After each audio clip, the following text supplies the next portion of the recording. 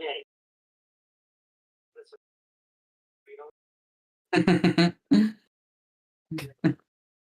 everybody, I'm Jed. Hope you're all having, I would assume to be a lovely Saturday evening for most of you, I would picture. For me it's about 10 a.m. here, so still the morning. Yeah, I live in bloody Melbourne, Australia.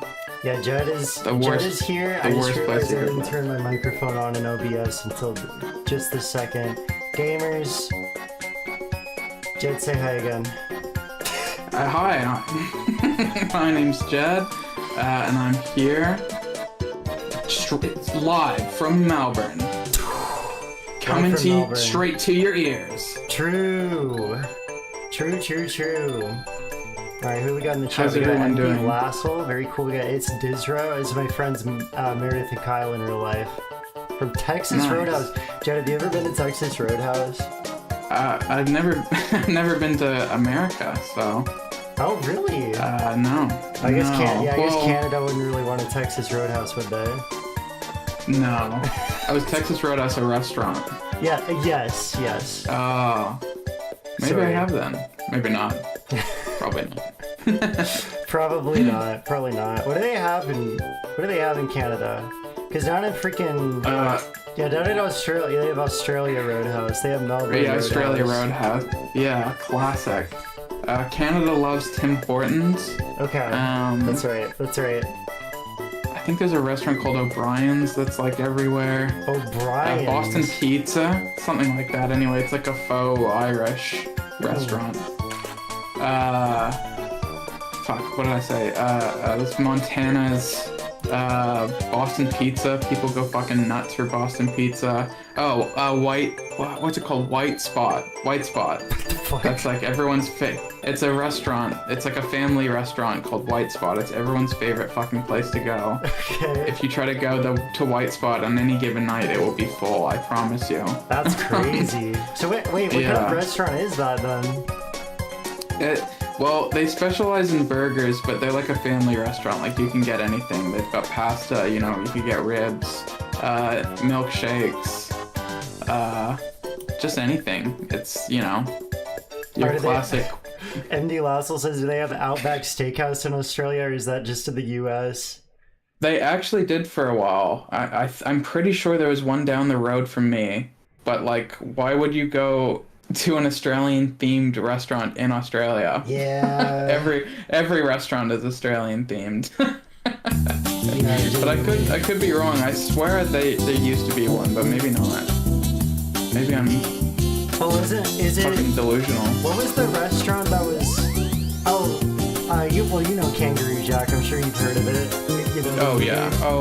And they go, yeah, it's on the Dunnies. And then the American guy goes, you guys have a Dunnies? Oh, yeah, that's good. Really funny. It's a good joke. It's just steakhouse there. Yeah, it's just steakhouse, exactly. Alright. Well, and I think this is the banter part. This is the Izzy and Jed super show. Yeah. Anyway, that's enough of the banter. Sweet. Let's explain why the flip we're here today. Basically, the state of Final Fantasy discourse is 7 Remake is divisive, but most people like the combat.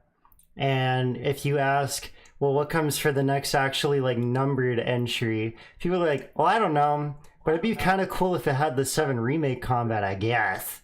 And basically nothing ever happens, and everyone's a 4chan nihilist about it. So I decided to take matters into my own disgusting square cartoon hands and reach out to Jed. Now, Jed, if you don't know, Jed, I'm assuming it's still the biggest performing video on your channel, of course. Tell us about how country mile. Yeah, okay. So tell us about like why you're even here, why you're involved in the Final Fantasy discourse. Well, for me, I've played all these Final Fantasy games. I stuck through them thick and thin, right? I have a lot of feelings about it because I feel like the Final Fantasy kind of community, it almost feels like they can't make up their minds on things, and Yeah. they want to stick to the games that they loved from the past. And every time a new entry comes out that isn't that, they all get angry.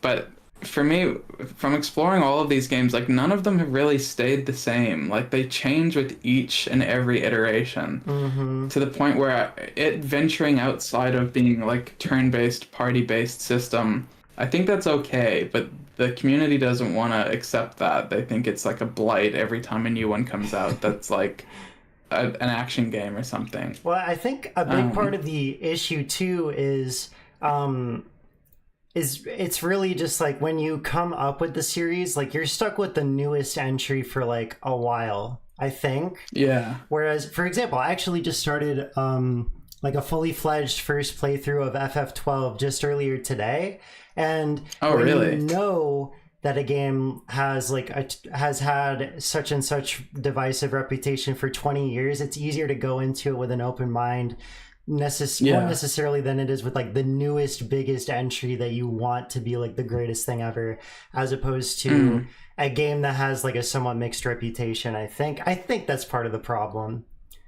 Yeah, I could agree with that wholeheartedly. It's easier to definitely go in with an open mind. Yeah, that's a really good point. I don't know what to say to that. Well, I think, but I would say that if it's possible to do that looking back, it's possible to do that looking forward as well. I think is what I would say to like Yeah. move it forward. But I would say people still look back and they're just like, I didn't like it when it came out. It's really bad.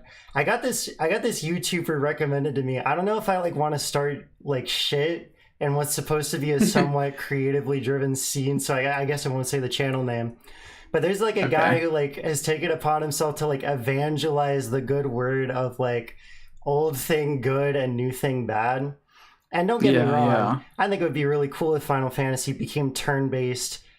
Again, as long as they're still trying something new, because I do Yeah, think, that's what I think. yeah, I just think it's, even if an experiment fails, I think it's still worth it for them to try it, right? Like even if I didn't like 16, which I do, or I guess a better example for me is like 15. 15 is like a very clearly an experiment because they didn't really figure out what they wanted to do until like 16 and the 7 remakes. You know, as far as like a more action driven Final Fantasy game. 15 was like a kind of weird experiment. Like they were trying to work out the kinks amid this like development hell they were working out. So yeah, 15's like a weird. Yeah, and Weird also duck Noctis in the is like, series. and also Noctis is like gay and he sucks, but that's neither here nor there. But it's like at least I like played the game and like I just came to my own conclusion about it. I think something I really like about Final Fantasy as a whole series is it's like made by creatives, like almost for creatives, I would say, because you can get truly, literally anything when you crack open one of those games. You know what I mean? Yeah, I would say so. I love it. It's got a lot of freedom of expression, I think, and it's always kind of fun to see like, okay, what's next? What are they going to try to do here? Yes. You only need to look at their like the main characters, quote unquote, to really put that together. Like what the Moogles look like every game. Like you see everyone's different depictions of what a Moogle looks like. Like I love that. That to me is the key to the series of like the changes and iterations on each and every art style. Yeah, absolutely. And so we are taking upon ourselves today to do the impossible for the Final Fantasy community and use our brains to be creative and constructive. We will be I fucking love being so mean. Being mean is my favorite thing in the world. Today, we have made freaking PowerPoints and we will be showing them off. And in the PowerPoints, we have, what do we have? We have characters, we've got some drawings, we've got some storylines, we've got some world details, we got some chocobos and shit. I don't know. So probably, right? Oh God. I No, think, to be clear, Izzy's is much more fleshed out than mine in those respects. I've missed some key points, so we should look very much more for Izzy's than mine. I've got a fun concept, but that's as yeah. Listen. Let me be clear. Call me Obama. Let me be clear. I think as long as you're actually putting ideas out here, I think that's way better than most people are willing to do. So I still think I still think you did good work. All right. Regardless, so as you can probably tell, I have made. I mean, I did a little bit of drawing and like a VR chat in my like channel's Discord server. But other than that, nobody knows what my PowerPoint looks like. Jed doesn't know what it looks like. I don't know what theirs looks like.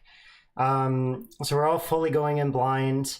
And we're gonna present this business.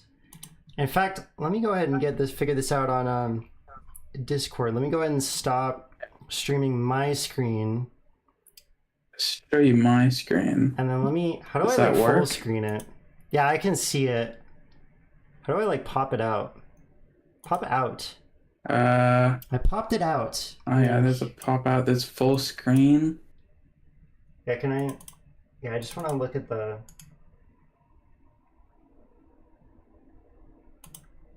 Yeah, I don't need the call to be popped out. What the heck? No, you go back over here. You go back over here. All right, give me a second. How do I full screen it? Full screen. More options. I'm gonna make it as big as possible then. There we go. Oh, I got it. Okay, let me switch this over for you. Yay! The corner's cut off a little bit, but that's okay. That's completely fine. Yeah. Actually, let me make it a more appropriate size so that we can see everything. Here, let me do a little bit of this action. Hopefully that works for everybody, because I just want everybody to be able to see everything in the presentation. All right. There's nothing important in that corner, so don't worry. Okay, well maybe I'll just do that then. Okay, so Dr. Jed, PhD, take it away. Oh yeah. Hey. All right. Wait, let me do a cheers sound effect for you. It's like you're coming on for a class presentation. Yeah. Okay, class. So, this is my idea for what a Final Fantasy game, the next one, should be.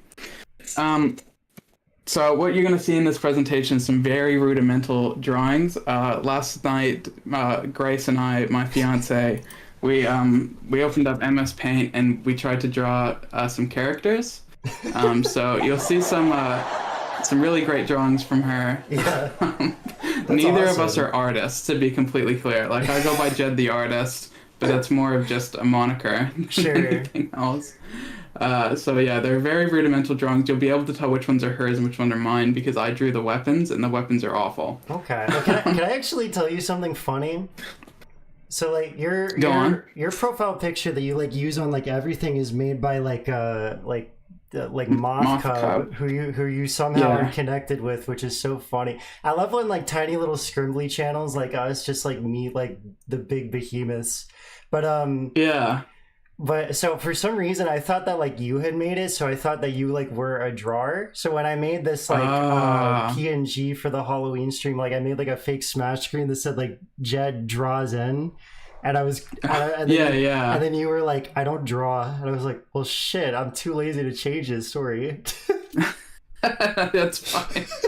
Yeah. I mean, it's false advertising, really, Jed the Artist. I can put the artist for the fact that I make music, but even that I haven't done for a good couple of months. So I'm just a blatant liar, really. That's what it comes down to. But okay, so let's get into this. Wait, what does this guy say? Final Fantasy was always woke smooth brain. Actually, kind of true. As I mentioned before, Noctis is gay. So yeah. Anyway, all right, let's carry on. What do you think Final Fantasy XVII should be like by Jed? All right, so what I want to put together, right? I like the idea of them going completely different with their art style. The Final Fantasy, I think, somewhat prides itself on trying to go somewhat realistic with its visuals. Yeah. But I would love for them to kind of do a full 180 and just do something really wild, right? Like, I think in the world of gaming, a lot of concepts don't go the full length and trying to be creative with their visuals. Like, a lot of those like Space 4X games, like if you've ever played Stellaris or what's it called, Empire of the Sun, or that kind of stuff. Yeah. I'd love to play like a Kirby themed Stellaris game. Like, I think that would be fucking incredible. But you don't really see anyone try to like do something like that. And so I think Final Fantasy should utilize that. Like, I really love to see this world that's completely pastel pinks. Like, there's the color black like almost doesn't exist. Right? Oh, shit. Okay. All the buildings are like a pastel kind of pink or blue. Like the weapons kind of look like they're almost like made out of blocks, like that kind of thing. The grass is blue. The dirt is like red. That kind of stuff. Like, you don't see the color black, and everything's like a fun pastel. So kind of like it kind of reminds me. I think it's called like the like Bauhaus graphic design style. With that, I think that's what it's called. Yeah, I'd love to see that kind of stuff get fully utilized. And like I love the video game Marathon because I feel like Marathon has come very close to this that I've asked for in the sci-fi genre. If you've ever played or seen Marathon, I fucking love that game's art style so much. Yeah. So that's kind of what I would like, like in terms of fleshing out the world, it's hard for me to create a visual surrounding that. Sure. Given I'm not an artist, but I think it'd be kind of a fun thing for them to explore. I think that would be really interesting, yeah. Because like they always go fully realistic. I think both of us fully agree. Like, they should go a little bit more stylized, more like so like kind of how they used to. Because I think 10 to me is kind of a stylized game for the most part. Like that game's art style is very clear, it's very bright and colorful. And they've got these like crazy kind of, I don't know, designs on everything. So that's what I'd love to see explored. Very cool. And I think thematically it could play into the game, but I'll get into that when we get to the story. What I've come up with. So this next slide is the drawings that Grace drew yesterday. Oh, fuck yeah. She drew them. I oversaw her doing it, but yeah, they're all her drawings. So we're gonna see some gold, and you'll see her progression into growing her skills. Dude, this is such a nostalgic aesthetic. Let's go. Yeah, she's never really drawn before, so you can see Shane is obviously the first character she drew, and then Grimmaltz was the last. Is this based on Shane from Smosh Reddit stories? No, I think it would.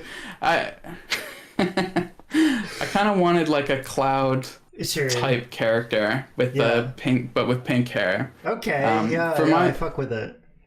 For my concept, I should have explained the story first before putting this slide in, but it's fine. We'll start here.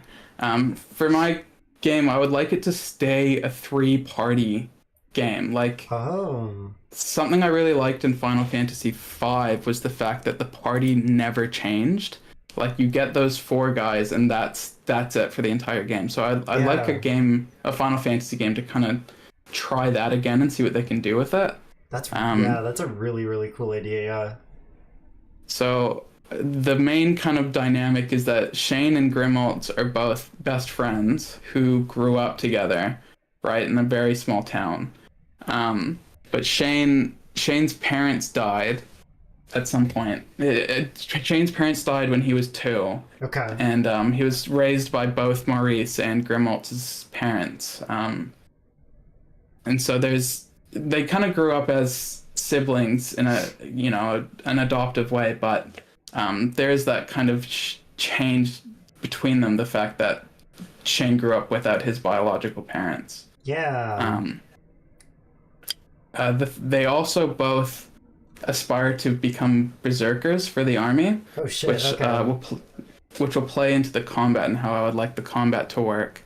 So But as in Maurice, like the traditional like class of a berserker, like you're using the idea of that. Okay, I see what you mean. Yeah. yeah. Because the berserker class, they attack automatically. Okay. And so I'd like to see how that, like, I think you could do something fun with that. That's very Final Fantasy, closer to Final Fantasy 13 in a way. Hey. Sure.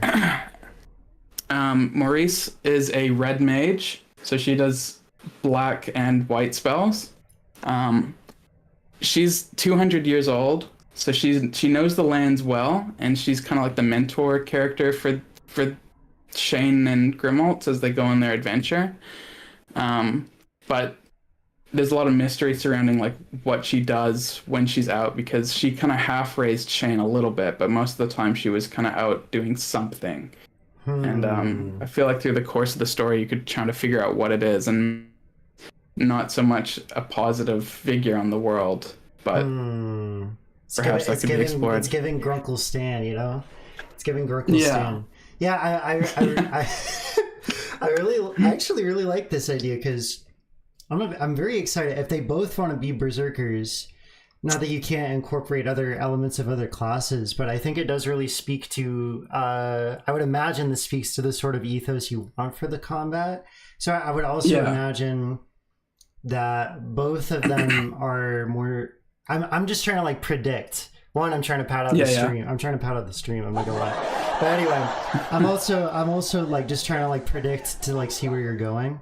If they're both berserkers, they're both more physically driven, whereas Maurice she hangs back and you like manually can cast like pretty much any spell that you need. Yeah. It seems like that's kind of that's exactly what I'm going for. Yeah. So Shane and Grimald's work kind of automatically, but with a kind of system surrounding it. Maurice works very traditionally like a red mage would in like the first few, like how one would in like 4 or 5, I guess. Yeah, you cast spells as needed. There's a little charge up depending on what spell you cast. This is kind of going into the combat, but I think it'd be interesting to see a character that already has all the spells. Like, she's 200 years old, so she's very experienced, right? So it could be that she's got all the spells that you would collect, but maybe they start off weak. And maybe you can incorporate that system they came up with in Final Fantasy II, where whenever you use a spell, it gets more powerful. So it could just be they could balance it that early in the game using things like Flare. Or it's kind of useless because to use it uses up all your MP, and doesn't do enough damage to kill an enemy, so it's not quite worth doing. Well, as you level up, it starts to use less of your MP, so you can start to level it up properly later in the game. Sure. That's actually just a concept anyway. Idea. Yeah. I think it'd be a fun thing to play around with anyway. Yeah, see if that I think so. Works. Yeah. And I also do have to say, like, just like what line work notwithstanding, because we're just we're making like MS Paint drawings, which is awesome. Yeah. I really I actually really like these as pieces of art, by the way. Like, Grace actually did a really good job. They're great. Yeah, but I do also like, because you were like, no, I want the characters to have no shades of black. That's a really strong departure from 15 and 16 especially, right? I think that's something you'll see in my PowerPoint as well, as I really want to get away from fucking Noctis and Clive, who are, as I have stated multiple times, are both homosexual.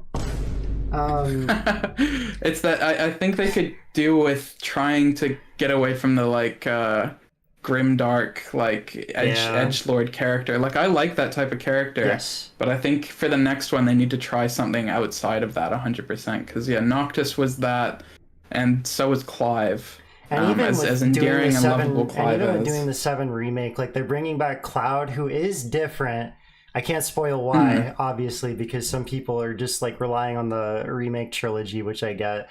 But I think it really is. We're having the very same kind of character archetype fill our main character slot, and I'm really glad that we're trying to like push away from that, at least in character design. But I also do have to say, I love the green vest and the jeans and the pink shoes. That's very fun. I actually really like the high school like football, because like Grimmelts, Yeah. they're kind of dressed like a jock, like they're kind of dressed like a jock archetype, which I think is really cool. And then I like the Aerith like or Terra like dress for Yeah, that's kind Maurice. of what I was kind of going for. Yeah.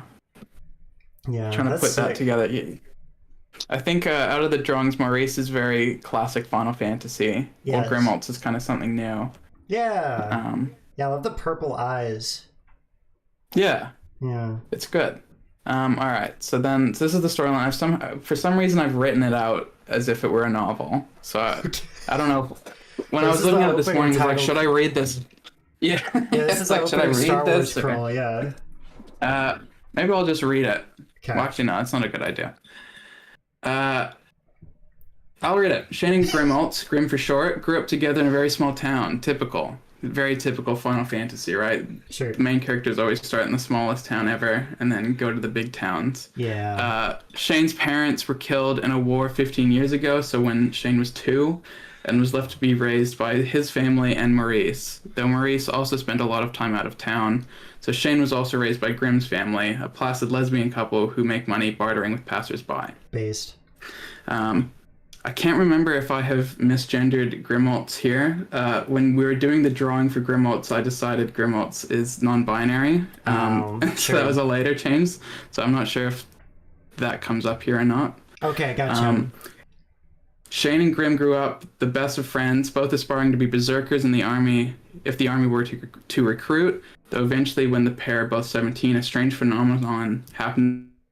A building turns completely black. Whoa. Like a complete like absence of light. Like if you were to reach into it, it's like you can't touch it anymore. Oh my god. And then a few days later, the town mayor goes missing and the building went back to normal. Maurice tells them this hasn't happened for over 100 years and they need to inform the king. And given that Shane and Grim both are kind of the only kind of combat people in the town, they take it upon themselves to then go out and investigate the phenomenon. And as well as the fact that, they both have these heroic kind of archetypes, they think it'll be a fun adventure. Okay. The main crux of the story comes from the fact that when Shane and Grimwaltz were growing up, they both kind of grew up with the same sense of morals and ideals, right? In a very small town, there's not really a lot of political or philosophical thinking that comes out of that. So they kind of have the exact same worldview on things, hence them being the best friends. But as they go out and they see the world is a little more complicated than their small town, there's a bit more of a dilemma that can come up between them. I don't want it to be that the party splits at any point, but I'd love to see a dynamic between them where they kind of become their own separate people and learn to accept that about each other. Because I'd like to see a story basically only about a platonic relationship and how that can grow. Like, I don't want a romance or anything like that. I just want to see, like, how a relationship like that would grow as they go out. Like, they maybe come across some kind of more dilemma, like a town using slavery or something like that, and maybe they have different views on it. Sure. Just that kind of stuff. That's the easiest thing to come up with, but they come across things like that. They discuss it. Maybe they come apart, maybe they don't. At each town as well, what I would like is there to be different like roles. So I think the game could take on like a job system, which would go into the combat. Well, here's my drawings for the weapons. Oh, I can't wait. Let's go. So you can see the clear difference between Grace's drawings and mine. Mine are dog shit.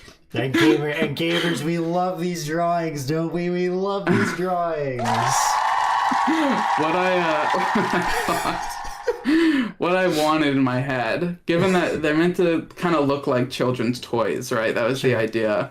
They look blocky and like children's toys, so I want them to kind of look like they would fit together. If you were to like maneuver them correctly, like you could fit all three of these weapons together to create like some kind of weird super weapon. Shit. Okay, so because I was gonna be like, I thought that what you were saying was like, oh, it's like Legos where like you can pluck anyone out and give it to another one, but you're saying that all of these could like physically like connect to each other and make like a Megazord weapon, right? Yeah, that's kind of what I was thinking. Yeah. Okay. Because then it fits the theme of the fact that the party doesn't change. It's always these three. Yeah. So that was kind of my thought. And you can have like the most anime moment like ever in the middle of like a story battle, basically. Yeah. Yeah. They put them together and it creates this crazy thing. Yeah. So then going into the comic, we basically already discussed it, right? So I thought it'd be based around the idea of the barbarian class. I've written barbarian there because I'm an idiot. It's meant to say berserk. Berserker class. That's okay. I think first presented in the third game. They attack automatically, and I think in those games that class is almost completely useless, is what I found, because they just kind of attack on their own. But you can have some different varieties around it. Like the bar is always filling, they do an attack, and then they go back to filling their bar. But if the timing works out that an enemy attacks while they're like mid-attack, it'll do really critical damage. So there could be a mechanic where you press a button to delay the bar going up so that then they can defend, which could have this push and pull effect where, you're not doing damage as quickly as you want, but you're playing cautiously to make sure you don't take too much damage. Yeah. And within that, you can, have your typical special moves if you choose to do some kind of big special attack that maybe fills the bar slower or makes it so that the wind up to do the attack is longer, meaning they're more vulnerable for longer, that kind of thing. Oh. And it's like you said, Maurice operates like a normal turn-based Final Fantasy character. Bar fills up, Maurice doesn't attack, or, whatever it might be. But as it goes, I figure it could be that maybe one of them, probably Shane, keeps the Berserk dynamic much more where Grimmalt's can explore a bit more. Sure. Like, it'll be a job system, but once the choice is made on whether they pick a job, like, it kind of stays like that until the next town or the next opportunity presents itself. So, yeah. I'm not sure how the balance around that would work, like, in terms of leveling up. I guess it would just be you level up, you do more damage, unlock different abilities for the classes should you choose to stick with one. But yeah, it would be representative of the fact that pair kind of grow apart as people. They reflect each other less as the game goes on, but the dynamic would be them figuring out that that's okay, and they can still be friends even though their views are kind of changing slightly. Yeah. And they're becoming their own people. Yeah. No, I think that's a really, really sick idea, because it's like not only obviously are you going to grow all of these classes, you want to make like really strategic decisions for the two kiddos that are trying to figure out like what class they want to be. Yeah, exactly. But it really reflects well in that narrative arc that you've set up for them, because I was going to say the initial concept of the narrative arc, it feels like kind of like Final Fantasy Tactics or whatever, but you're reflecting it in a very different way because we're just inherently in a different genre, which I think is very interesting. I think it could be reflective of Final Fantasy XIII in a way. But yeah, you'd want that punchiness, and I think it'd be kind of a fun concept to play around with. Like it's parallel almost to Clair Obscure, if you've ever played that. Yeah. But much more active and dynamic, I feel like. Very cool. Now here's my horrible attempt at a main theme. Okay. Gamers, we shut up and we listen, okay? We shut up and we listen, all right? All right, so here we go.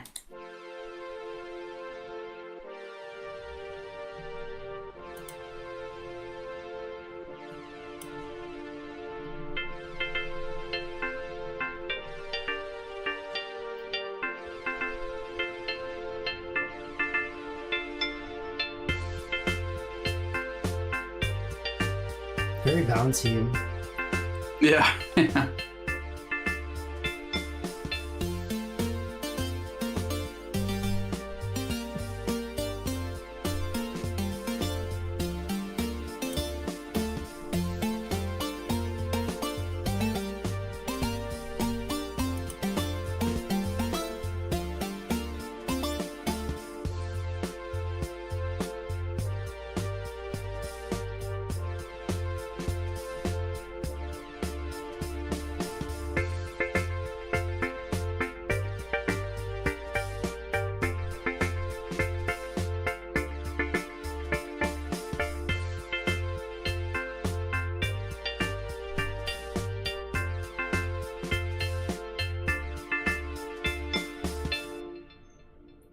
Very That's my nice. concept around that.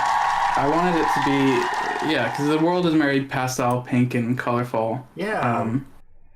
I I think thought it could go for that kind of thing. yeah, no, I think that like that embodies the like concept of your art style very, very well. Yeah. I actually was gonna ask, I think given the instrumentation you chose and the kind of the inspiration behind your art style, I was gonna ask, have you played that game Penny's Big Breakaway? No, but I know of it. Yeah, I was gonna say it really feels like aesthetically that would Yeah. really hit the spot for you. I mean, it's a platformer, but I really do think that it would probably click with you quite a bit. I think that piece was actually pretty good. Oh, thank you. Yeah, I I think it want to do actually something a was. bit more that like I feel like I could put in a better main melody if I were Sure. to really buckle down. But yeah, it's okay. So can I ask Um, you when we had the initial um idea for this stream, like you kind of suggested that this along the lines of like you're like, you know, Seven's got that main melody that you hear throughout the game, the ba ba ba ba ba. So are mm, you imagine I mean obviously this would be used as a leitmotif, but would you imagine this playing in sort of a similar context to like the track main theme of FF7 where it yeah, like plays in the overworld sort of thing? yeah, it could be that kind of thing. It's in the overworld. In the sadder moments, you could change it to a minor key and Mm-hmm. slow it down, I imagine. I I like that reckon. concept a lot. Yeah. Yeah, I think that's pretty apt. I would love to see it kind of flow throughout the game. Well, very nice, very nice, very nice. You did a fantastic job. You did a fantastic Thank you. job with that. I think that is, yeah, that's the main end of my presentation. Oh, is I'll say as it? well, I think I didn't flesh out the idea of the villain right. So with Hmm. the idea of the world being fully with no black, like the idea that a building turns completely black, like that blows everyone's mind. And so I would like the idea to be that it goes back to those roots in Final Fantasy to deal with light and dark and the Oh. balance between them. Um, So I pictured in my you're head, taking like the theme of like color like quite literally. I would like that's kind of like yeah, baked into the how the art style is kind of chosen. yeah, and I wish I Okay. could visualize this, but I imagine in the story at some point because they notice the mayor gets taken, right, and then Hmm. it's gone. So if they go to another town, you can assume that that town's mayor will also get taken. And so maybe they see it happen. They slice open this kind of black kind of tendril that comes to take the mayor, and like a portal opens. And they look through and see that on the other side is like this world that's like completely dark. Like Hmm. it's like theirs, but with much more of an emphasis on the color black than the kind of pastels of this world. Yeah. Um, Okay. and I haven't fleshed it out in my mind fully, but I'd love to see that discussion between light and dark. Less so in the sense that dark is pure evil. Yeah. Like I think 14 goes into that quite a bit. That there needs to be somewhat of a balance, and it could be a discussion about how this world's too light centric, and the dark is Hmm. looking to kind of seek out more of a balance before they're destroyed, kind of thing. Um, Yeah, yeah, like maybe like if they don't balance it out, like both worlds are going to be destroyed, which is why the dark world is kind of acting out the way that it yeah, has been exactly. anyway. Yeah. Yeah. Okay. Um, I also really like yeah, the because you're saying like like strange paranormal things start happening. Ooh, the mayor's gone. I kind of really like the like it kind of feels like it could have like a almost like a Persona type vibe to a degree, or like Persona 4, or just yeah, like a sort of paranormal mystery element to it. I think that's actually really cool. yeah, absolutely. Absolutely. Well, you got any more ideas that you want to spit out about this? I unfortunately do not. I Okay. again, I wish this month lended me more time, but I'd love to see the enemies of this world and what they look like. Yeah. And yeah, Because they could I mean, also you could it, dabble in with some other aspects of like aesthetics, like cubism or like just really harsh angles and that sort of thing. If you're going with the Bauhaus aesthetic.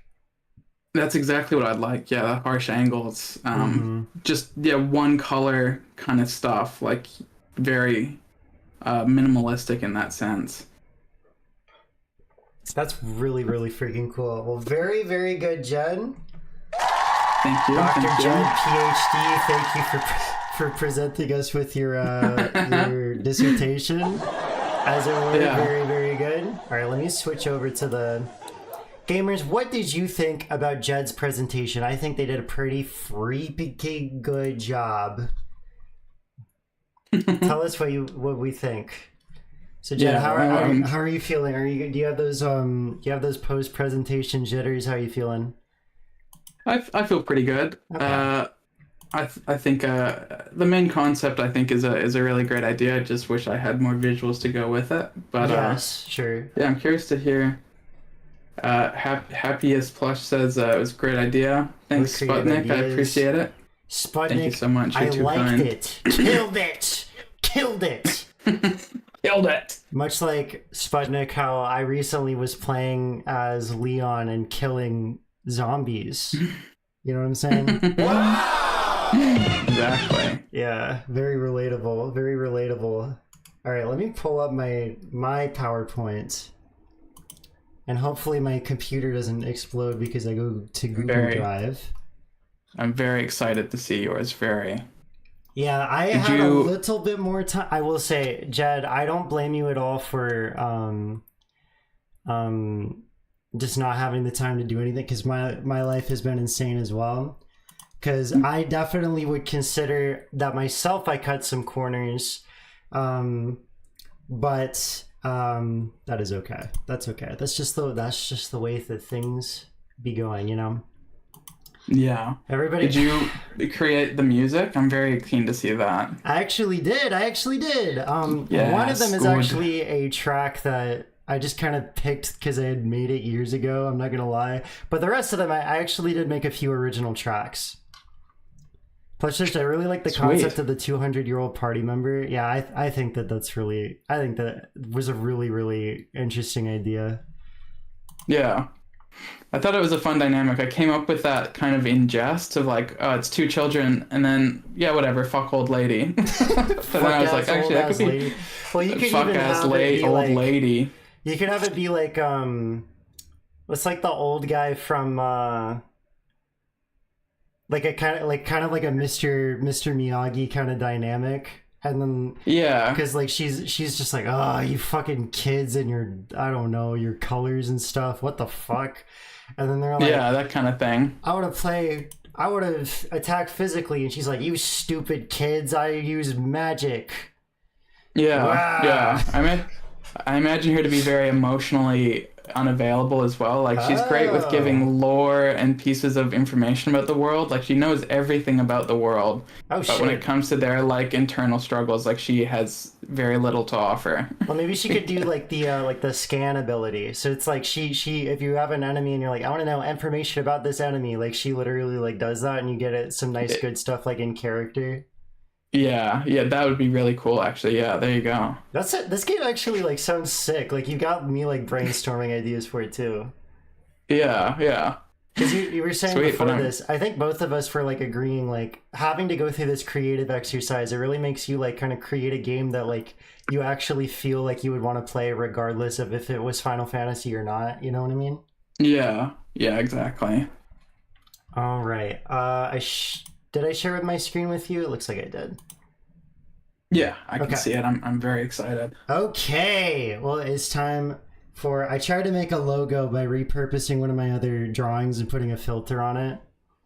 So this is That's fair, yeah. So this is Final Fantasy XVII, an actual pitch by Izzy-Doodle. All right, I hope you guys enjoy. So, can the stream see it? Sorry? I think is it going to the stream? Because I think I saw it pop up and then it went away. So I'm not sure if you're sharing your screen to the stream. Oh shoot! Well, it looks like it's on there on my OBS. Is a main problem.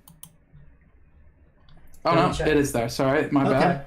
No, you're good. Continue. You're good. No, it's better to you know, take those precautions and assume something is going wrong and at least check. You know what I mean? Yeah. Yeah. Yeah, we can see it.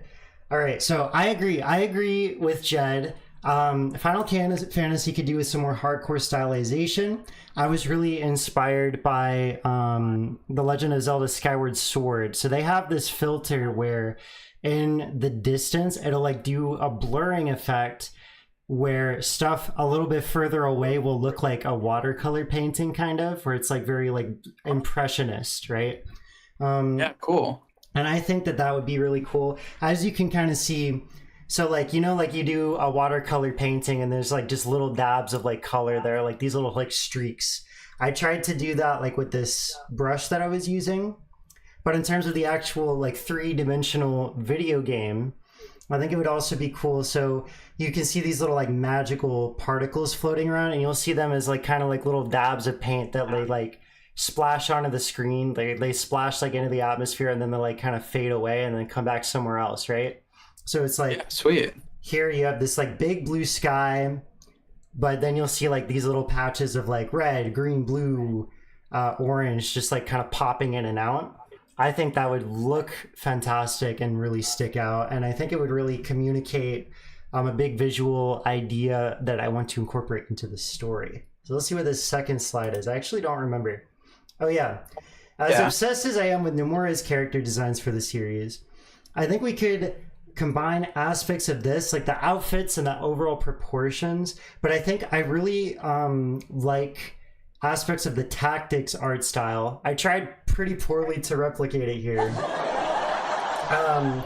But I think I really like that kind of like forced perspective, that very stylized way of drawing people. I think at this point you could, especially considering those like full motion video scenes that they have in Tactics, I think you really could adapt that style for like a real-time visual engine and have it look pretty good, especially if you use some like stylized filters, right?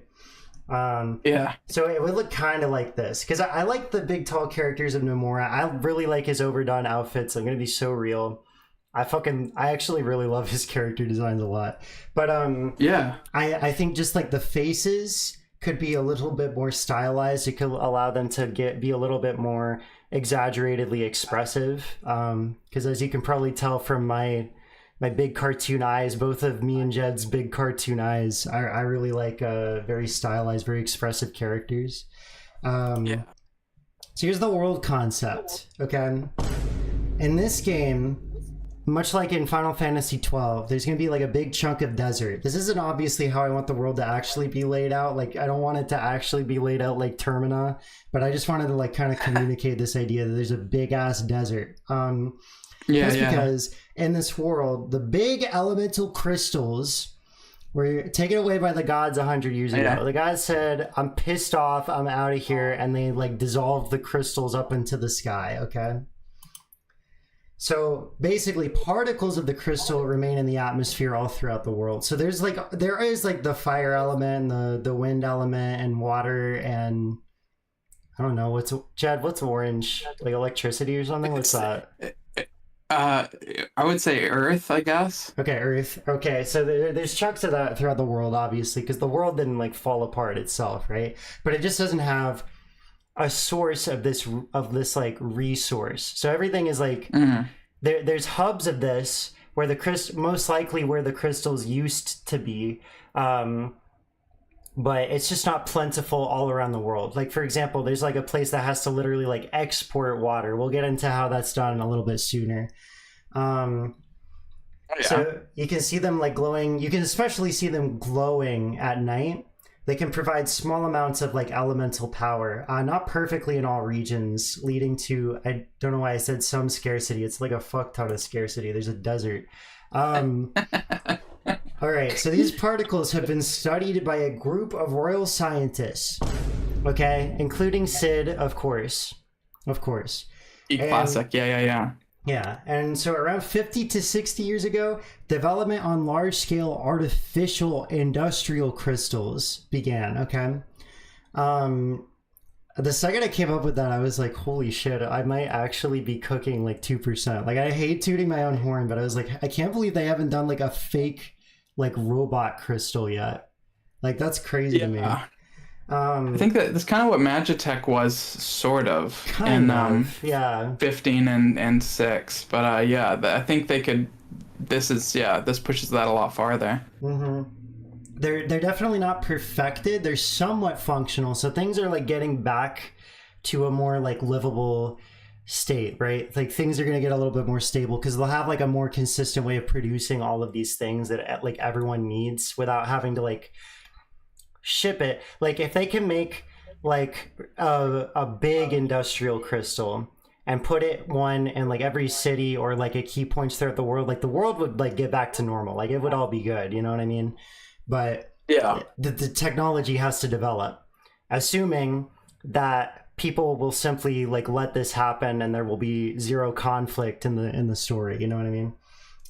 Yeah. So what are the Scrimblows up to? There are millions of Scrimblow Bimblow type characters in Final Fantasy. As you can see here, I drew a shitty Moogle and a shitty Chocobo and a Cactuar. So yes, and I'm not. I didn't want to draw the summons. We didn't get into this in your presentation, but I have to imagine. I have to imagine that, as in my game, as it would be in yours, that Shiva would be producing copious amounts of Rule 34 inspiration. Oh yeah, but the summons will of course come into play throughout the story, and you'll unlock them because, like I said, they said, "Fuck you guys, I'm out of here." So I would imagine you can like fight them and like win them back over to humanity's like cause, right? Yeah, sweet. So as per the intro, we haven't heard from them in a century. Cactuars actually serve as a valuable resource of both meat and water in this world. So because they're cacti, you can put water in them, and then you can transport them around as like a source of water to places that don't really have it. Yeah. There could be a lot of fun with that because the cactuars are incredibly dangerous, you know? Yes. So it's the people who do that are, incredibly valuable to this world because cactuars are, so fucking dangerous to be around. Yes, they are. Yeah, because if you fuck with them... Yeah, for those who don't know, the Cactuars, they have a famous attack that's called like the like 9,000 needles or something, like death by 1,000 needles, where it literally just shoots 1,000 needles at you and does like a bunch of miniature damage. So it always does 1,000 damage, always. Oh, okay. So like, they're horrible to fight when you're low level. Yeah. They're incredibly dangerous if you don't know what you're doing with them. So Chocobos can join the main party. So like we'll get this is I'm getting a little bit ahead of myself, but I guess something I should explain is I wanted this to be like a Western. So like Final Fantasy has done sci-fi a number of times. So I was like, fuck it, this one's like a sci-fi Western. Like we're doing like a Westworld or Wild Wild West, right? So by that term, the main character should just have their own chocobo that's like part of the party. You load them up with supplies and get going on your adventure. And then the Moogles can be cheeky little engineers that are like assisting like the main production of the artificial crystals. But you can also find them out in the world like that. And if you go to like the Moogle like their little places that I don't know, they have like Breath of the Wild shrines or like mini games or something out there. I don't know. There's something whimsical like that. I don't know. Sweet. Your art style peeks through the, like you say, it's a Western. Like, you get that right away from your drawings. Like, that's I'm fully on board for that idea. That's sick. Yeah, I feel like it definitely comes across here because I really wanted like the characters to just be like Wild West like archetypes for the most part. We're getting the sci-fi aspect in there, you know what I mean? It's really brilliant. You've conveyed that beautifully. Oh, thank you. I definitely like reused a lot of these drawings, so that's why I felt I was cutting corners, but I really appreciate your encouragement. No, they're great. All right, storyline framing. This is where it gets a little bit serious, okay? So I'm imagining Main character. I didn't. Here's another thing way that I cut corners. I didn't actually give anybody any names. I'm sorry. Oh no, that's okay. No, I didn't have the wherewithal to give anybody names. Like at least you named yours like Shane and Grimwoltz Well, and. I have a certain affection for coming up with names. Grace can attest to this. So it's completely like we have a mannequin called, oh, was it Jam Mantha or something like that? Wait, you like own a mannequin? Well, Grace used to sew a lot more, so we have like a whatever you call it, a boudoir. Okay. We have a skeleton that hangs behind our TV. His name is Boritz. Why can't I remember this now? Damn, you are kind of good at this, huh? It's just stuff like that. Like I love coming up with like stupid names. So damn, when I get a little bit further into my comic, if I need a name for something, I think I'll just DM you and be like, name this drawing or something. You'll either get the stupidest shit ever or something where you're like, oh yeah. yeah. I think that'd be perfect. Okay, so basically, as this Borges, is a Western, that was his name. The skeleton's name's Borges. Sorry, I just remembered. Go on. Borges. Yeah. Okay, that's actually really funny. I like that.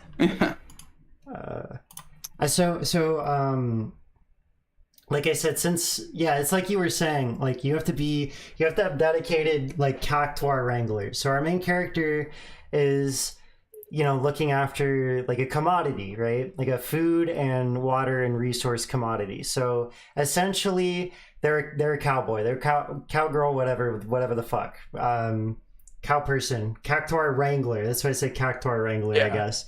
But it's Brilliant. essentially we're going for that aesthetic. So I imagine like we start there were a couple buddies we're coming close for like a day's journey away from the first town. And so then like the first tutorial that we can have is like you're chilling and then like some fucking wolves come and like attack the little baby cactuses and then so you have to go like fight them off or maybe chase them a little bit across the desert to like their den to like get the baby cactuar or some shit, something like that. So and then after that we take the day's journey across like our little open world area to like go to the first town, right? So that brings us to a small ranching town. Your best friend's a server at the bar. So to clarify, because apparently I didn't put it on the slide, this is the cow person, and then this is the person that goes at a bar. Sweet. So his best friend is a server at her dad's bar. So it's adjacent-ish to like Tifa, where she's like a super nice server. She's got like that big smile. But it's she's like working for her dad, and it's like the saloon, so you got like the piano music going, and it'll be all like sick and nice. But Jed, you can't enjoy yourself because it's the beginning of a Final Fantasy game.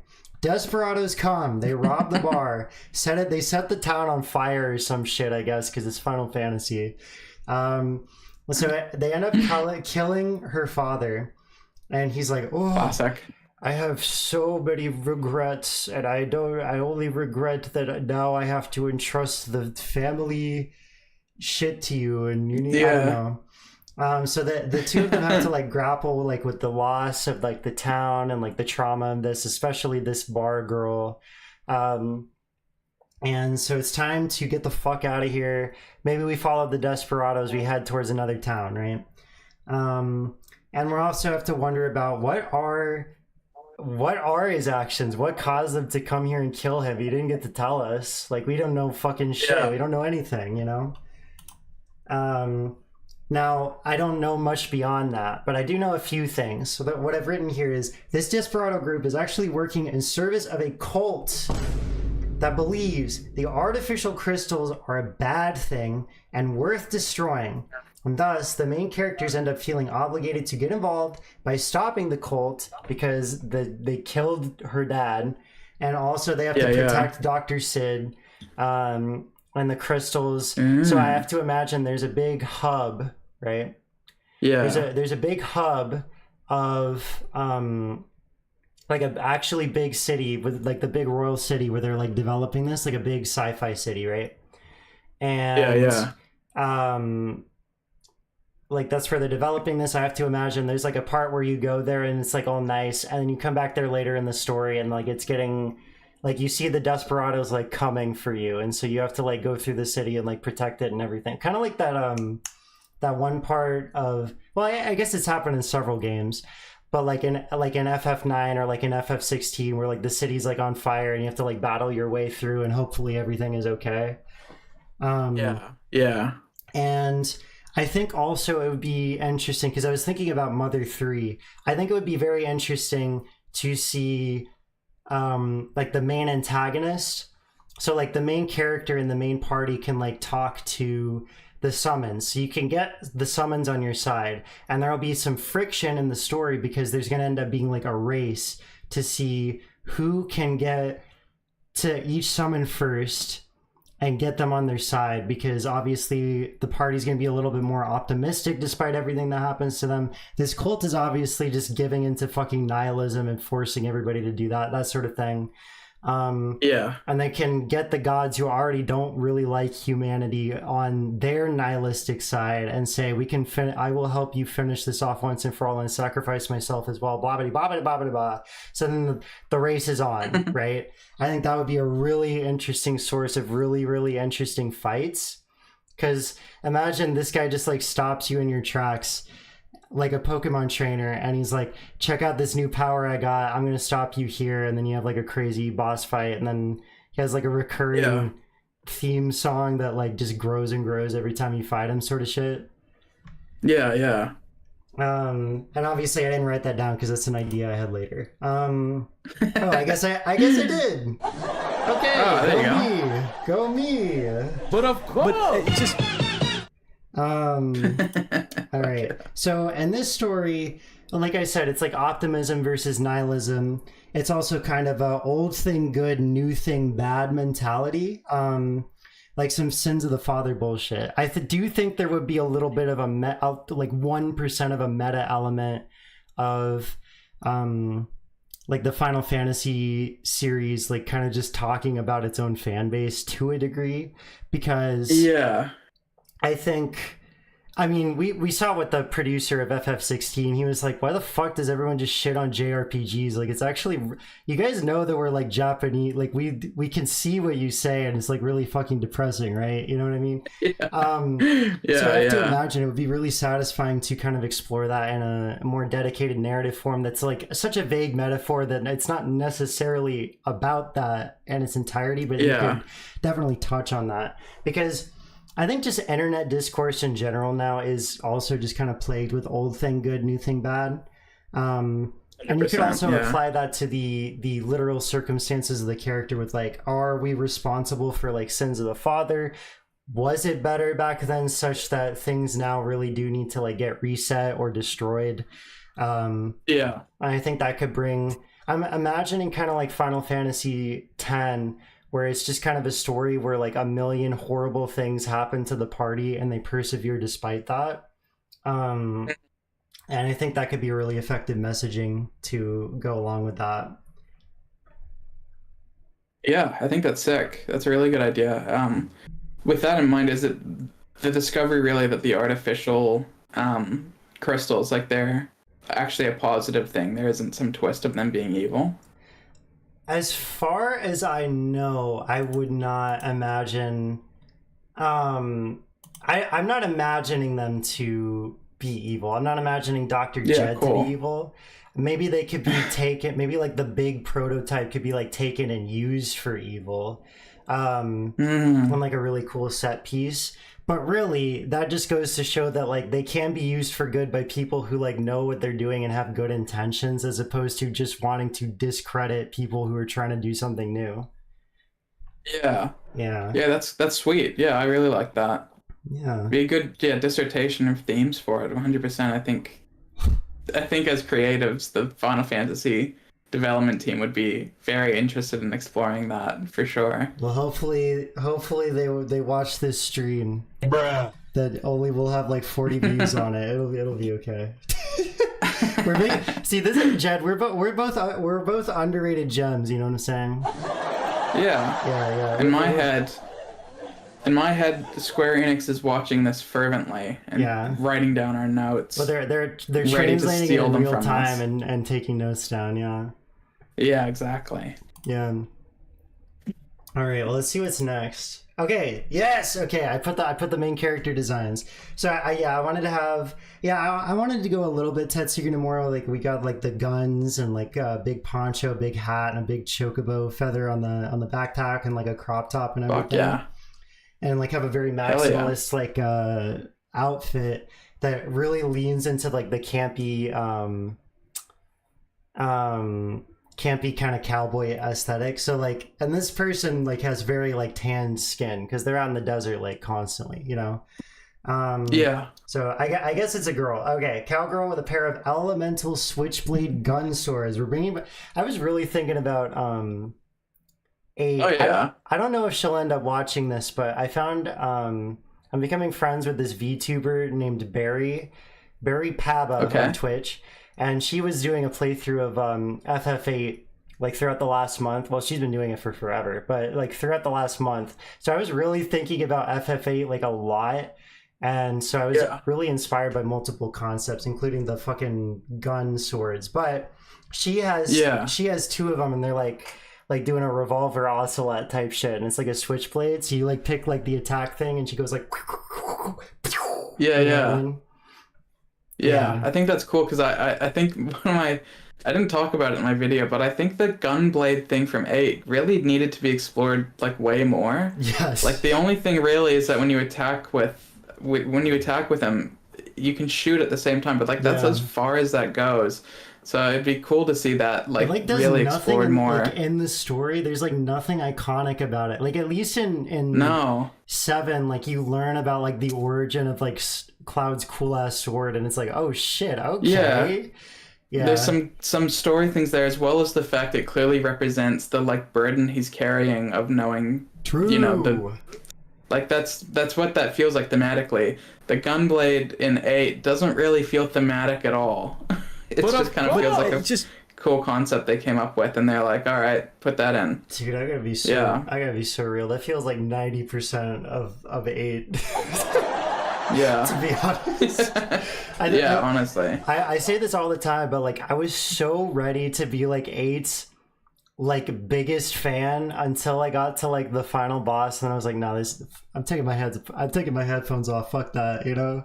Yeah, I felt exactly the same the whole time. I was like, no, this is fine. People are just annoyed at nothing. This is fine. Yeah. But then you have to engage with that fucking, what's it called? The graft system, whatever it's called. Oh, yeah, the GF for like system. The 100th time, you're like, fuck this. This is so annoying. I don't know what any of these numbers mean. Do they matter? Yeah. And it's like at the end of the day, I'm just gonna get on Game Facts and copy paste like their strategy for the boss. Yeah, literally, yeah. I'm taking my headphones off. Fuck that. Yeah. All right, well, let's see.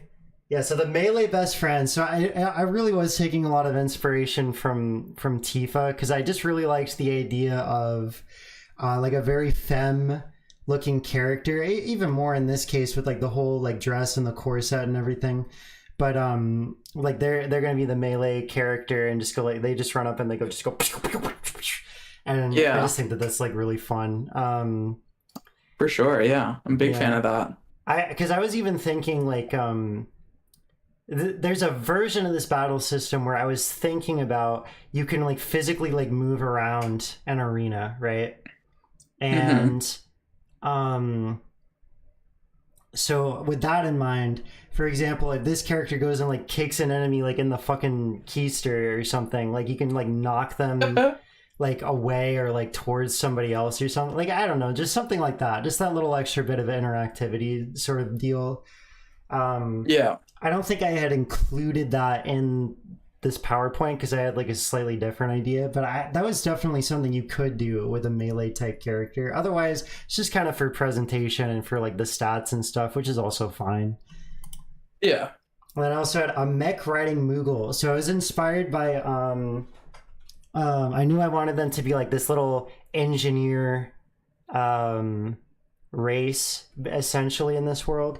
And I was inspired by like the Moogle. They say the thing that Kate Sith, the cat in FF7 rides on, is a Moogle, but it does not fucking look like a Moogle at all. Oh, is that? Oh, I didn't even put that together. Yeah, it's like considered like a Moogle doll or something. It doesn't fucking look like one. It's so weird. No, I wondered why there were no more Moogles in that game. Yeah, that's interesting. At least they brought them back in Rebirth, honestly. But so my idea was, okay, well, we have a real Moogle who rides inside like a silly mech that like looks like that Moogle. Yeah.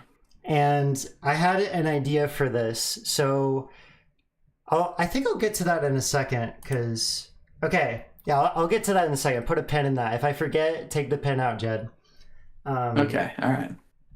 Que, etc. And your party's main chocobo, which you can name and customize.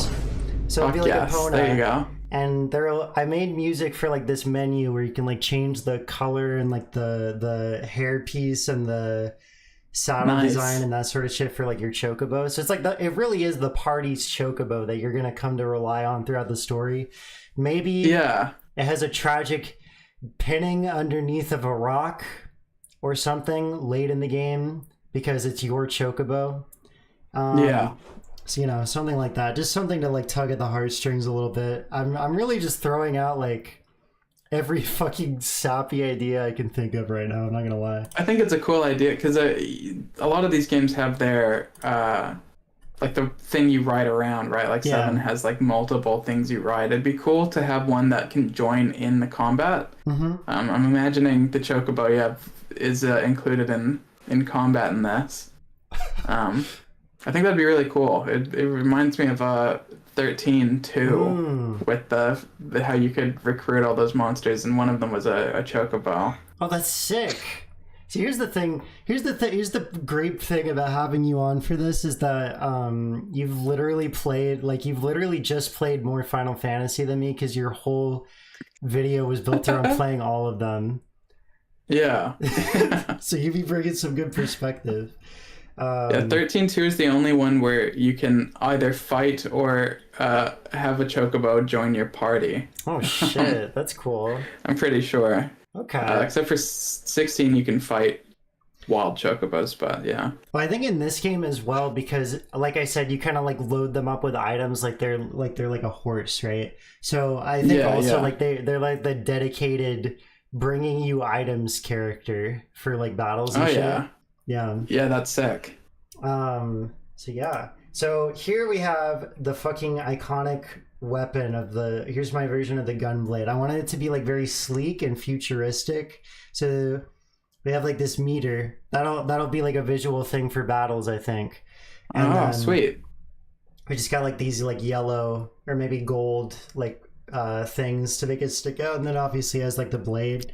But the elemental switchblade gun swords, so they can do range and close range combat, of course, and they can also help the main character cast and use some spells.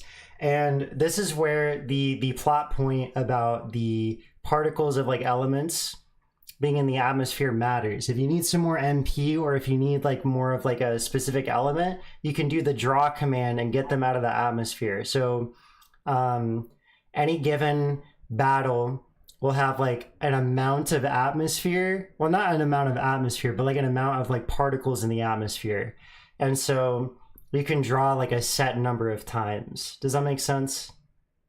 Yeah. Okay. I like came up with that really cool idea, and I was like, I don't even know how the fuck I'm supposed to communicate this with like human words. I get what you're saying. Yeah.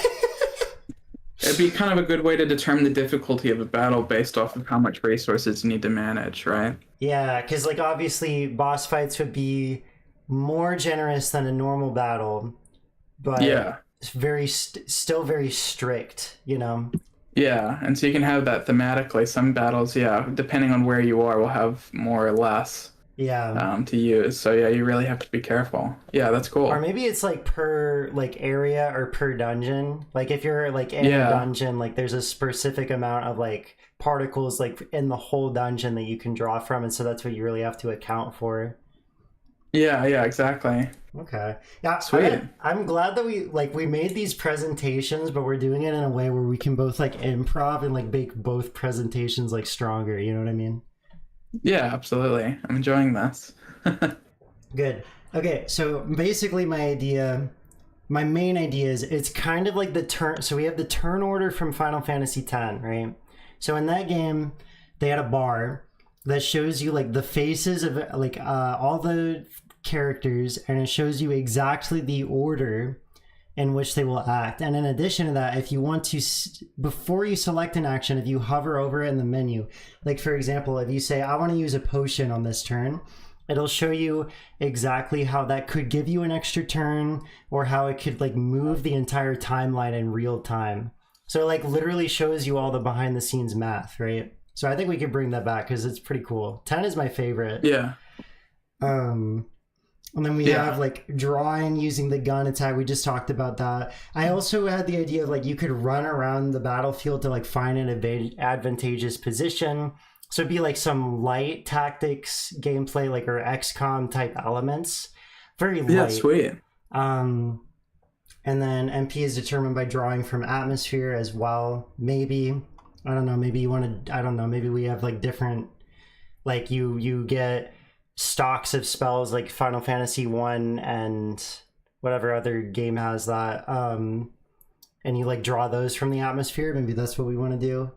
Yeah. A big thing I'd also possibly want to experiment with is a much more like fast-paced ATB system. So that can show you the exact timeline of how everyone will act. So instead of just watching only your main characters like meters fill up and you have no idea like when the enemies will actually act. I think so we have here you're charging and it moves from left to right, and then when it gets here, like that's when you can act. And so it also shows like the enemies like moving along that line as well. Yeah, and cool. so you can like do that. And obviously like if you have the weight setting turned on, which is very recommended for any fucking ATB game, like it can just like pause whenever one of the party members like gets there, right? Yeah. That's a very welcome addition for sure. That's brilliant. Yay. The other thing is, so if you do like an attack, like, you know, somebody's like mid attack or mid charging or some shit like that, right?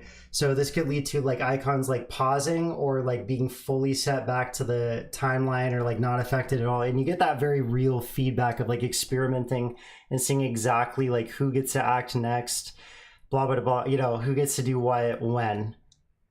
Yeah.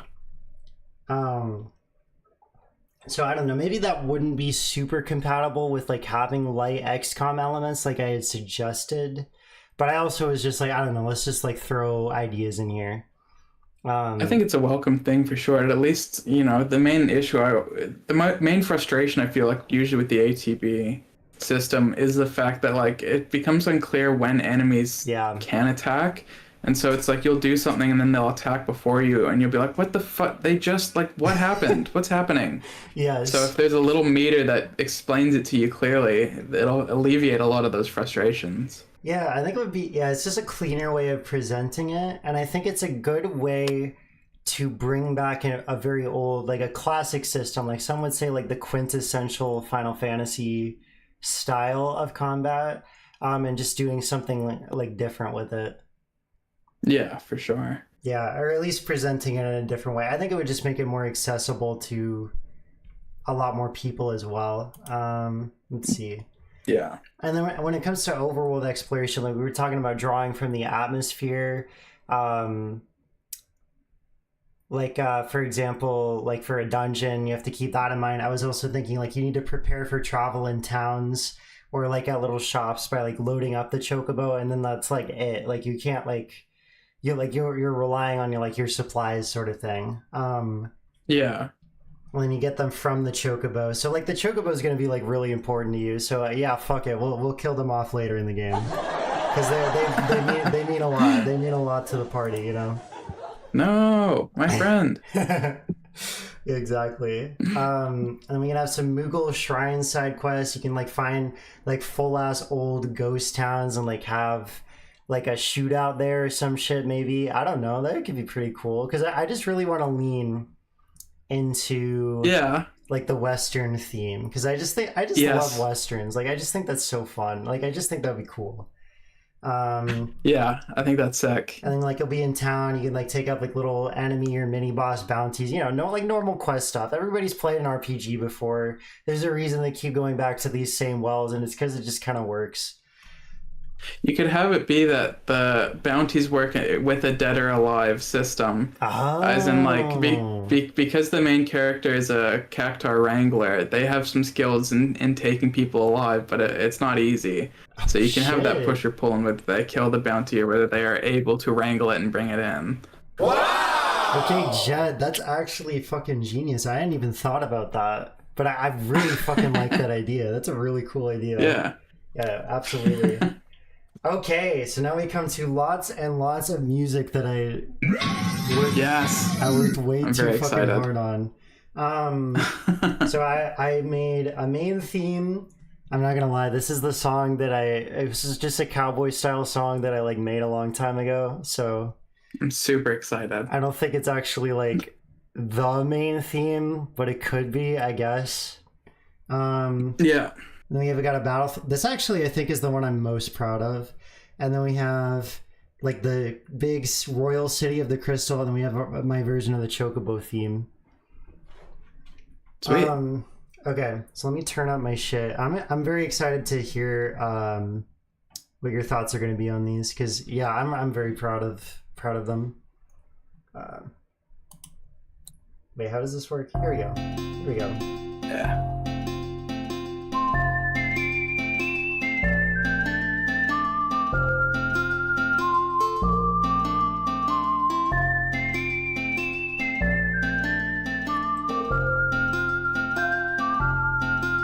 This is sick. I'm a big fan of this. Oh, thank you.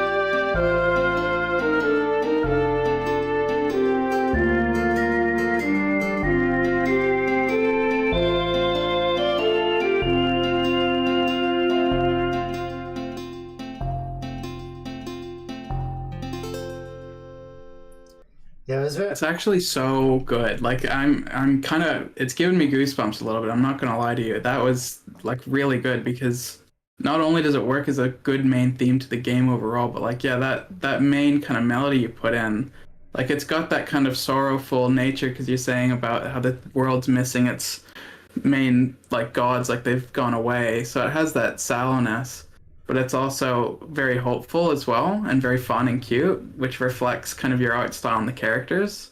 So yeah, I think that's like really incredible, and I could see it being amped up like with that melody for later in the story if they needed to yeah, boost it and create a very cinematic moment. Like yeah, that's great. Oh, I'm really glad you feel like it like fits, because in terms of like production style, like not like I said, I made this like a long time ago, but that was like really Yeah. positive, nice feedback. So thank you. No, of course. But I made it a long time ago, and in terms of production style, like I think I tend to lean a little bit more like Toby Fox-ish, you know, where I'd be like, Yeah. guys, it's made with sound fonts, and I need you to know that, okay? Yeah. Whereas with each of these ones, I was really inspired by like Rebirth and just like the higher production that Final Fantasy has overall. So while it Mm, is still a synth demo, I really wanted to like try and orchestrate it like properly and just get more yeah. intense with it. So I'm really glad you liked that last one, because the rest of these are a lot more like layered and crazy. And I think that's just because I've grown as like a mixer, because it's just hard to learn. Yeah, absolutely. It's the hardest thing to learn, 100%. It feels like Um, as you get more knowledgeable around mixing, the worse your mixes turn out. That's what I found. I know. You Well, sort of, it's also I was actually hanging out with somebody and was like we were showing each other like each other's old music, and yeah. both of us were just like shitting on our past selves like mixing, because it was just like so ass. Yeah. Uh, but the battle theme, I especially was really inspired by a track from Final Fantasy VII Rebirth. So it's really going to have that like really huge fast-paced orchestral style, but I also really wanted it to like go with the western theme. Yeah, Um sweet. and I will say as well, much like, because Seven Rebirth, so essentially the way that they set it up is in Seven Rebirth is they have like a region theme, and then the combat music that plays in that region is literally just like a super intense version of like the exact same melody.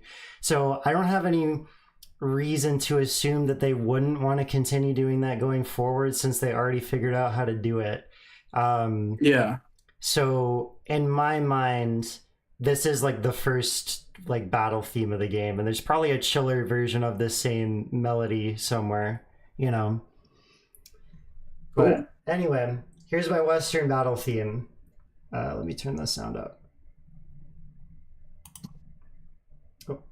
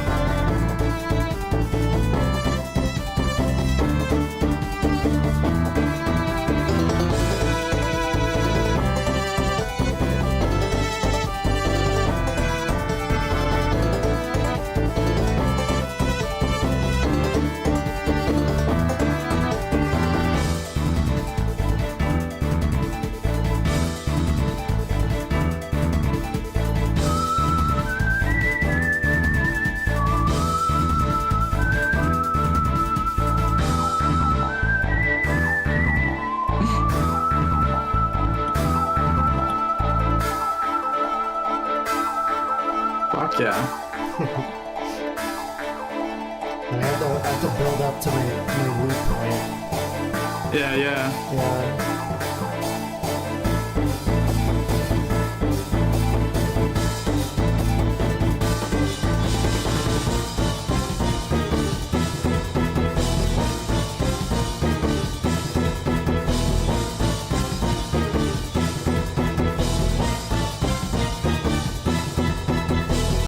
Yeah, then it just cuts off because I could be going Toby Fox style.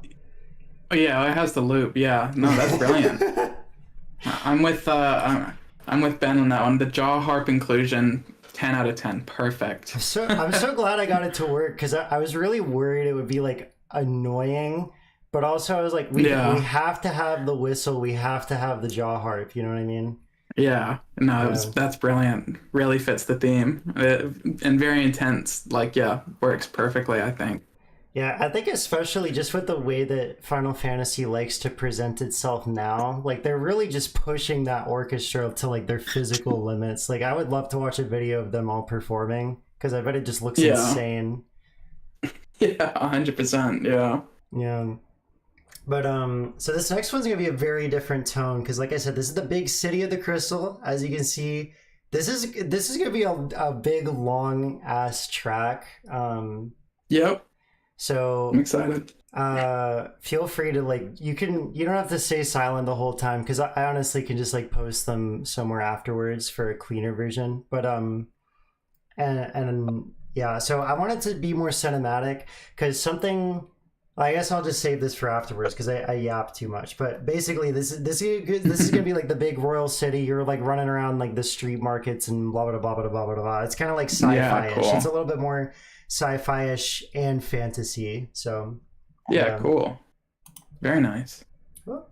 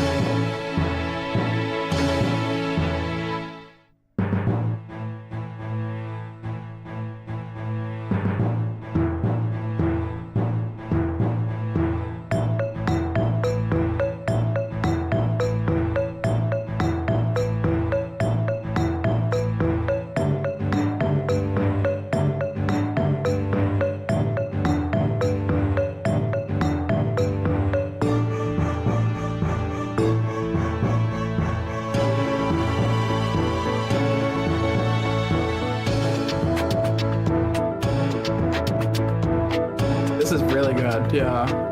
thank you. It feels very Final Fantasy. Like, yeah, you've gotten that vibe down 100%. Hell yeah. Yeah, I also like tried to sync like the prelude in there, just on the side. Yeah, nice. Fuck yeah.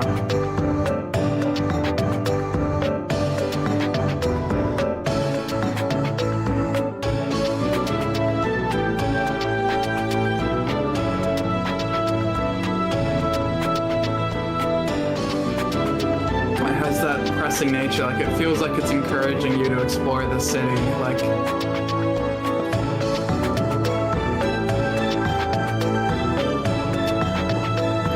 yeah, playing even just a little bit of FF12 really inspired this one. Yeah.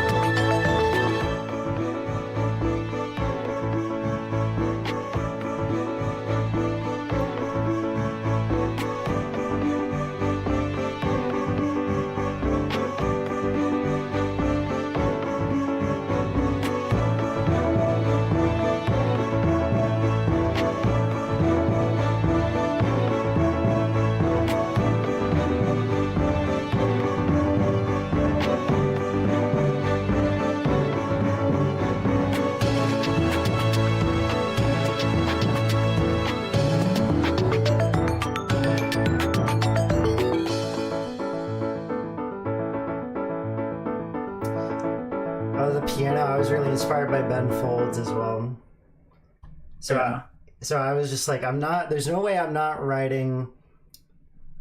There's no way I'm not taking this intricate piano part that I wrote and I'm not letting it highlight itself at the end because, goddamn, it's just in the background, you know. But I no, wanted really to, good. Big fan. Thank you. I always love an opportunity to write in a weird ass time signature. So that was in 7.8, 7.16, whatever. Oh, fuck yeah. There you go. Yeah. And then, yeah, I always like when, like Uematsu would have like a long fuck off intro and then it would get into like the actual part of the song that loops. So I wanted to do that. Excuse me. I wanted to do that as well. Yeah. So yeah. And then for this last one, we have the song Custom to Chocobo, or You know, if we go by the normal naming convention, I would probably call it Rockabilly de Chocobo, because Yeah, sweet. yeah. For those who don't know, rockabilly is like a subgenre. It's probably what you would think of as like 50s greaser or like Elvis type music, or like that type of like 50s rock and roll type music. So I wanted to write a Chocobo theme version of that. So yeah, Chocobo themes is pretty straightforward. So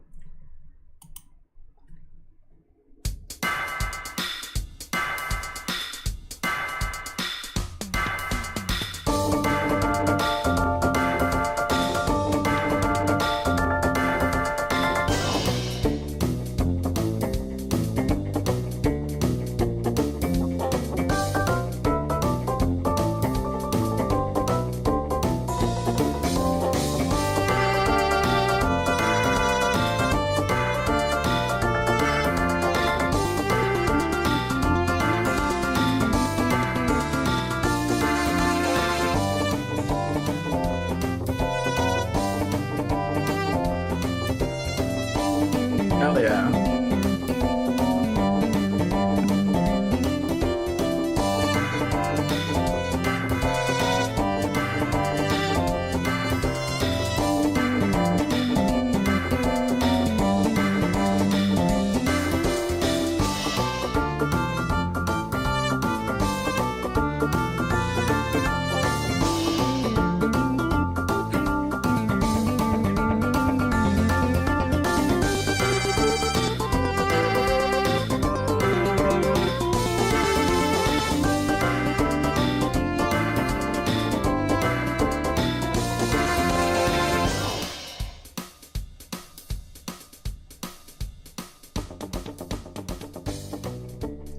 yeah, I'm quite Nice, I'm yeah. quite proud of that one too, I think. You should be. Yeah, that's brilliant. Yeah, it's exactly the type of song that would play, yeah, as you mounted your chocobo in like one of the earlier games. Yeah. Really fun. Well, I included the like those clang sounds because I was like thinking of this really as that like the screen or wherever the fuck you are where you're like actually customizing the chocobo. So I was like, I don't know, this is kind of machinery. Yeah, perfect. So I don't know, but yeah, I really fuck with that version of this. So yeah, this is your chocobo. I will kill them. That's all I'm gonna say about that. All right, so thank you for hearing me out. That was Final Fantasy XVII. Okay, let me go ahead and switch my scene over. Thank you, Jen. Thank you. I don't know if that comes through. I think it did. I think it was on the thing. Here, let me switch this out so I can get out of the PowerPoint without like doxing myself. Yeah. There we go. All right. Chat, what do we think? What's the goss? Think? Let me put some fucking music on. Goddamn. Let's get some music. So Judd, what do you think? I think it's brilliant. Like, I think it very much fits in the theme of what they usually do in Final Fantasy. It's a Final Fantasy game usually comes down to whether it's very much about those like higher beings, the gods, or whether it's not. It's interesting. It's good that like mine kind of has nothing to do with them, where yours is very much about them. So I like seeing that difference between us. I think it's cool to explore that idea of them just deciding, you know what, fuck you guys and leave. Like, that's very original for Final Fantasy. Yeah. Because they're usually around somewhat, or they're just kind of in the background. So it's cool to have the idea of they're like, no, these guys suck and I'm out of here. Yeah, I'm a big fan of that. So your combat is ATB, kind of, right? Yeah. Kind of, yeah. I think it, for the sake of communication, I think it could either be that new way of presenting ATB combat, or it could be like that light XCOM where you're like in a circular field and everyone can like run around. Either way, I envision it being like a very fast-paced Final Fantasy game. Yeah, that's cool. I'm a big fan of that. I think they could have a lot of fun with that kind of stuff. Yeah. I think sweet. But I also really love like how fucking out there your concept was with like the Bauhaus aesthetic, all the different colors, that sort of thing. That's just so unique. Like, I really fucking love your art style concept. Yeah, and I think it could delve in and out of being sci-fi as well. I was thinking about the job system, and you could have a lot of fun with the jobs and like the weapon designs, given that it's so blocky and fun. I'd love to see the mechanic job come back, or whatever it was from 6. What's his name had it? The guy who was the king of Figaro. Shoot, I haven't played 6 yet, so I don't know like all the specifics, but I think I know what you're talking about. Yeah, so I think it'd be a lot of fun like that. I'm sure somewhere out there Pro Jared agrees with you, alright? Is that his favorite Final Fantasy? Yes, yeah. Classic. Yeah. You made his okay, I actually shouldn't joke about that. Never mind, I'm not gonna say that. But anyway, yeah, you continue. You continue. Well, I was just saying, I appreciate that. I'm glad you liked my concept. Yeah, it was fantastic. I think that's the thing too about like putting this out here is it's very much like like I was saying, nobody wants to fucking like actually say like story or art style ideas or anything for like FF17 as far as I can find, at least on YouTube. So it's like there's a lot of value in just being like, this game could literally be anything. Just please put fucking ideas out there and call it FF17, because that's what Square Enix does, you know? Yeah, exactly. Like, everyone either wants Final Fantasy... They either want them to make Final Fantasy VII original again. Yes. Or, they say 7 Remake, which is... It's an annoying thing to say, because 7 Remake is the combat in itself. Like, to do... Make Final Fantasy 17 the same as that, like, it's just so... not creative and not what they would ever do. So I don't know why you would think they would, you know? Yeah. And it's not that I even, like... It's not like I wouldn't want a game with an original setup to have that combat. It's not like that would upset me. But it's also like, yeah, but they're not gonna... They probably wouldn't do that, though. Because it's the Final Fantasy team. They always push forward to that next thing, you know? Yeah, and in full honesty, I think it would upset me if they did that. Oh, it would, shit. I would get angry, because it means that they're buying into what people want, and it's like what Final Fantasy kind of prides itself on is that it doesn't do that. It's a game series that services itself in a really kind of interesting way, whether it pisses people off or not. Yeah, because that's kind of what I was saying at the beginning is like, it's a series made by creatives, kind of like for other creatives. So it's like, if you look at this game that's doing something completely different than everything that came before it, sure, it should be, like, it is a big blockbuster series, but it's a big blockbuster series that uses the excuse that they're going to make another one to do something entirely different. It's very parallel to like Zelda in that way, where it's like, sure, you know, like a certain subset of fans is getting tired of like Breath of the Wild or whatever, but it's like, okay, but they have unlimited time and resources to make a game that they actually want to make, as opposed to being forced to make another cookie cutter sequel, you know? Yeah, or like just make a game that they've already made. Like, I want to see what they're doing next. Like, I'm excited to see what difference they put in. See, what's the big point of difference? That's why they call you Jed the Artist, am I right? That's why they call you Jed the Artist. Very cool. Yeah. Well, we have not been streaming for even but 2 hours yet. Do you want to talk about it? You want to talk about anything else?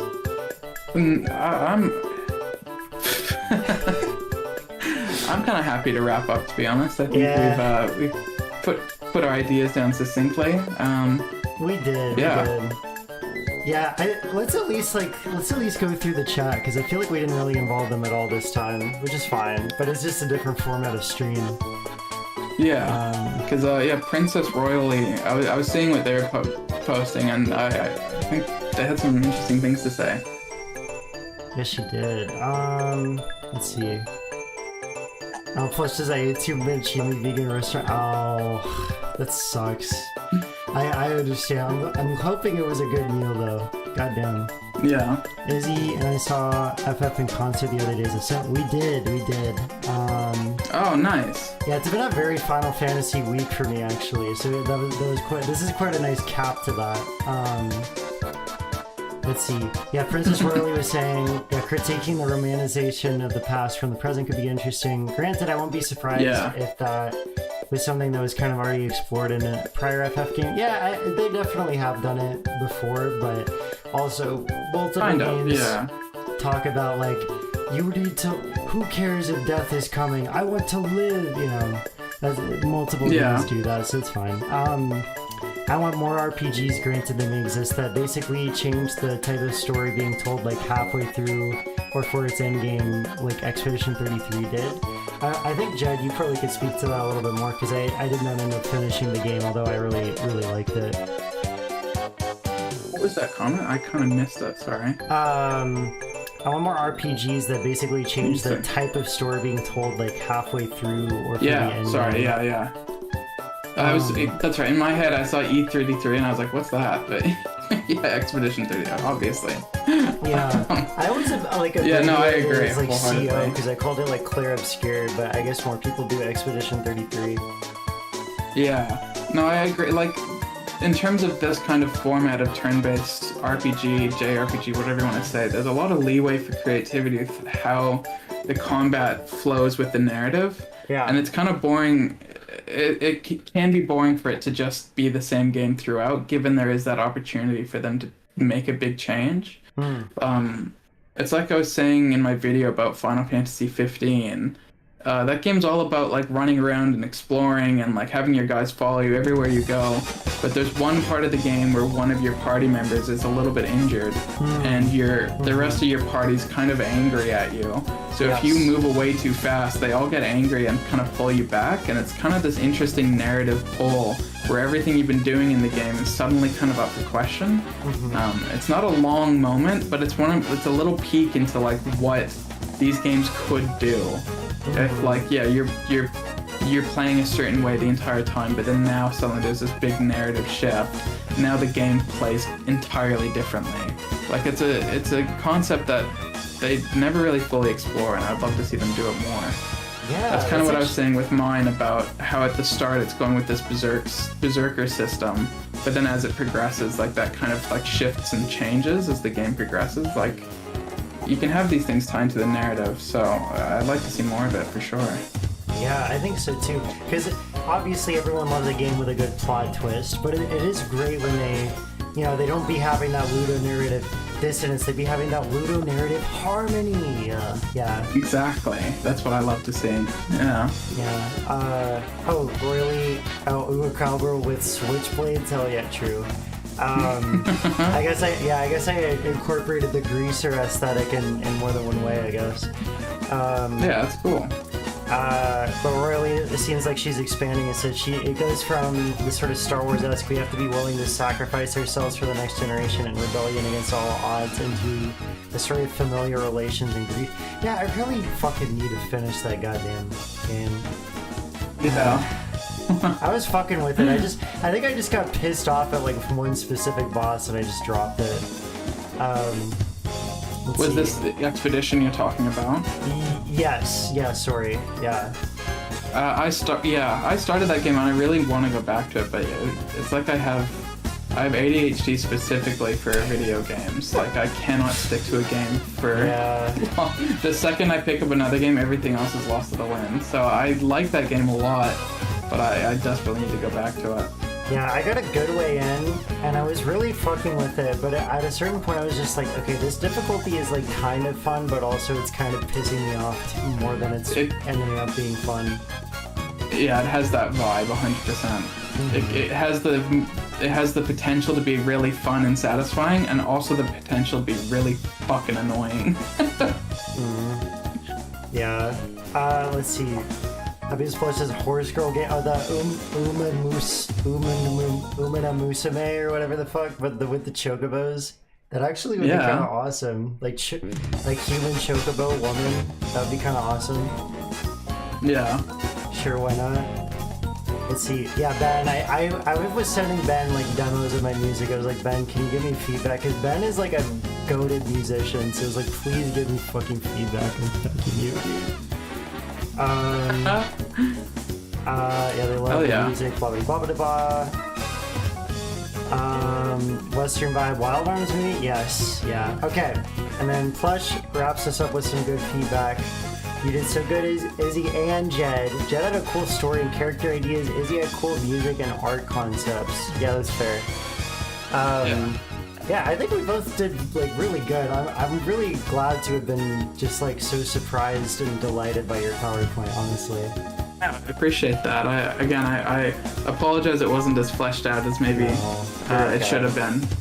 But no, you're okay. Yeah. Well, if we do another one like this next time for, you know, whatever other series you ended up becoming super famous for, you know. We could come up with a concept like, we could do Resident Evil. We could come up with our fanfic ideas on what another Resident Evil game should be. That would actually be so fun to just go like batshit insane on, because they just be making fan fiction type shit canon anyway. Yeah. So exactly. Some of those games are like fan fiction come to life. Dude, I want to make a PowerPoint that like makes Sputnik like hate my new game, but also is like, okay, but I kind of respect how pissed off I am. You know what I mean?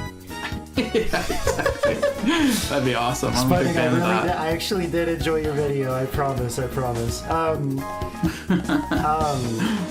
yeah, that could actually be fun. But yeah, like next time, hopefully our lives are like 2% less insane. But you know, that's just how it. Yes. That's just how it is. Like living a life and, you know, whatever. The big 2026, yeah. Holy shit, yeah, this whole decade is just like, oh my god, could I have become a content creator at any other point in human history, I swear to god. Yeah, for sure. Alrighty, well, thank you so much, everybody. Yeah, I'm gonna go ahead and go to my ending screen here for a little bit. But yeah, thank you so much for watching. I know it's a bit of a shorter stream, but this is an event for the ages. This is truly a delight, you know. Absolutely, I agree. Alrighty, well, we will see you guys next time. Thank you again, Jed. Everybody, you know what? I almost forgot. Everyone subscribe to Jed. Of course.